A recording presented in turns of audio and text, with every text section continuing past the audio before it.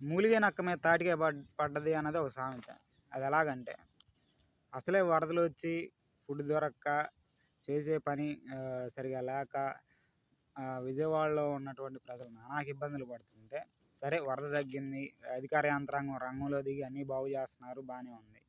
ఏదైతే వాళ్ళ ప్రగతికి రథచక్రాలైనటువంటి వాహనాలు, మరీ ముఖ్యంగా కార్లు, బైక్లు, సైకిళ్ళు ఇట్లా ఉంటాయి కదా.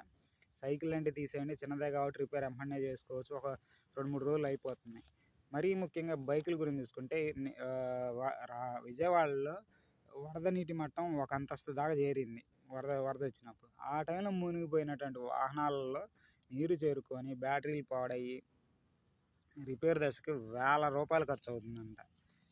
ఒకటి 2 ఇల్లు కాదు కదా. ఒకప్పుడు వరద వస్తే ఒక కాలనీ మునిగిపోయేది, 2 కాలనీలు అట్లా మునిగిపోయేది. కానీ మొన్న వచ్చిన వరదకి విజయవాడ మొత్తం మునిగిపోయింది. ఇప్పుడు ఆ రిపేర్లకే వేల రూపాయలు ఖర్చు అవుతుందంట.